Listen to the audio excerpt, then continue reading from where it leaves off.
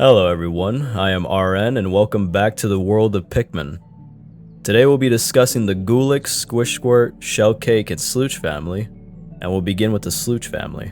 But before we get into that, don't forget to like and subscribe. The Slooch family is comprised of two creatures, Pyroclasmic Slooch and Moldy Slooch. Beginning with the Pyroclasmic Slooch, it appears in Pikmin 3 and 4 and is a fire-based snail with antennae sprouting from its cone-shaped body. It leaves behind a trail of fire while it travels, and will attempt to eat your Pikmin in combat. Once defeated, however, its fire will be extinguished. Here's Olimer's description of this creature. A species of terrestrial snail coated in flammable mucus instead of the traditional shell. The creature stays lubricated through constant secretion of mucus so that the fire never reaches its skin. The most fascinating aspect of these creatures is their instinctive ability to avoid causing widespread fires by carelessly brushing plants. And next we have the Moldy Slooch. The Moldy Slooch is similar to the Pyro Slooch, except it leaves a trail of toxic spores from its body rather than fire. And similarly, once it is defeated, the toxic spores it expels will cease. Here's Olimer's notes on this variant. Both the nervous system and slime-producing organ of this specimen have been invaded by fungal filaments, which is why it scatters spores as it moves. It will also shake spores onto other creatures, thus infecting new hosts and expanding Toxtool's habitat and range. Once the host body ceases to function, it can no longer serve as a fungal culture medium because its bodily fluids dry up and the corpus shrinks. At that point, the host body is abandoned. And that is all the members of the Slooch family. Up next we have the Shellcake family, which is one of my personal favorites from the new installment of Pikmin 4, comprised of three creatures: the Scorch Cake, Freeze Cake, and Shock Cake. Beginning with the Scorch Cake, it appears in Pikmin 4 and is a mollusk wrapped in a disc-shaped shell. Its eye stalks can be seen sticking out of this shell, and it uses its body to crush enemies by flipping itself. While flipping, one side of its shell is constantly lit ablaze while the other is not, but it is recommended to use fire Pikmin anyways. After defeat, its fire will be extinguished. Here's Olimer's notes on this creature. Related to bivalves, it uses its internal muscles to dexterously manipulate its upper and lower shells. This ability allows it to squash eggs and small ambuloradices like Pikmin, thus returning nectar to the ground. It then feeds off the microorganisms and moss that benefit from the nectar. To further facilitate the growth of its food, the Scorch Cake will secrete oils from its body, through its shell and onto the ground. It then sets the area on fire, perhaps as a way to improve soil fertility. Just to give context, ambuloradices are creatures that are both plant and animal, like Pikmin. Next, we have the Freeze Cake.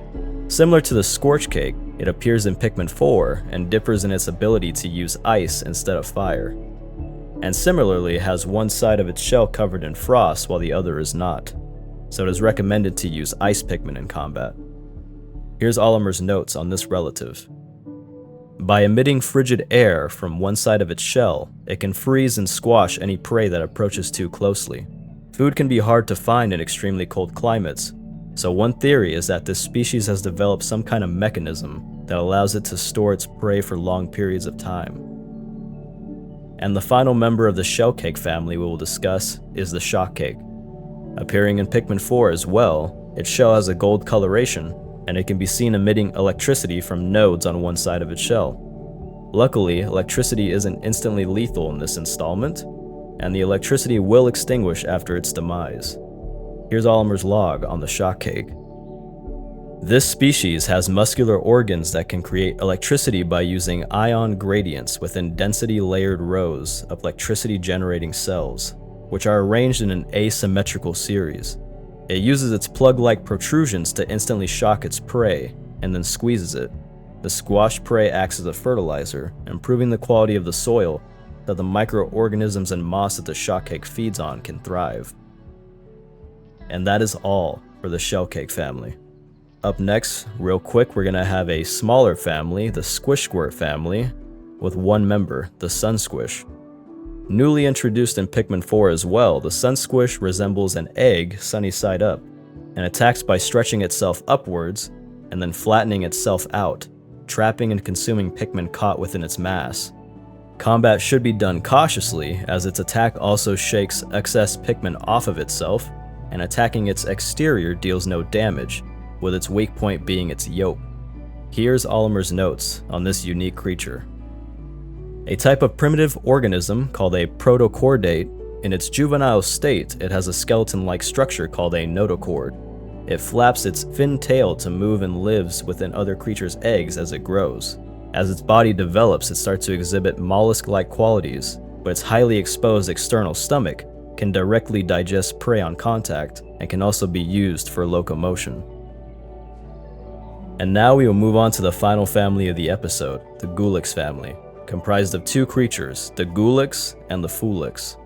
Beginning with the Goolix, it appears in Pikmin 1 and is an enormous slime that can only be attacked from within by water Pikmin, as all other Pikmin will be drowned if they enter its membrane.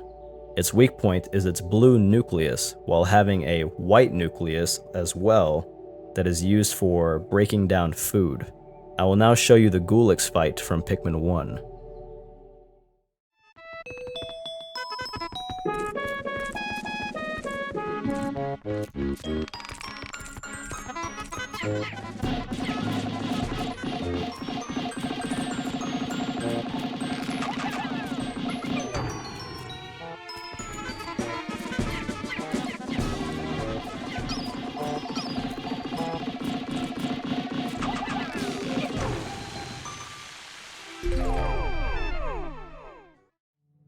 Now here's a description of this creature from Nintendo's player guide. Floating within the greater water slime's transparent body are its dual nuclei. The greater water slime's nervous system is contained within its main nucleus, which displays a marbleized sheen. The greater water slime's secondary nucleus is beige in color and serves as a defense system to weaken prey and nutrients that have been absorbed through the organism's amorphous membrane. Prior to absorption, most prey will succumb to the watery membrane, which coats the greater water slime's body. And now we will show you the Goolix relative, the Foolix. Making its appearance in Pikmin 4, the Foolix has a singular nucleus rather than two, and its nucleus has a tail that can be pulled by Pikmin in order to separate it from its membrane temporarily so it may be struck. It's also important to note that its membrane can consume all Pikmin types, so there are no elemental invulnerabilities. Here's the fight showing the Foolix.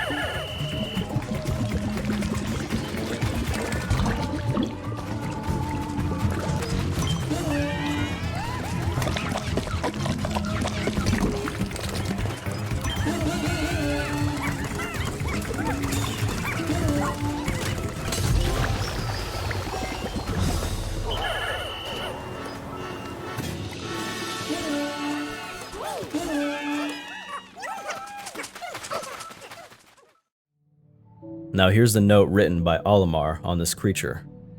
A member of the Goolix family, this primitive lifeform is made up of a single cell, which is quite odd given its size. Its nucleus is shaped like a bulbous star. An individual is moved by using the fin at the end of its flagellum-like tail to quickly expand and contract its gelatinous body. If the nucleus is removed, its soft body loses all structure and splatters. But as long as the nucleus is still alive, the Foolix can return to its original form. Usually the Foolix will mimic nectar and wait for its prey. Its gel, which includes fire-extinguishing fluids, will then expand to capture and feed on unsuspecting organisms. And that is all the creatures for this episode. Thank you to my channel members who show me monthly support, and if you want to be a channel member as well, click the join button below. And I thank you all for watching. Don't forget to like and subscribe. I am RN, and I will see you next time. Peace.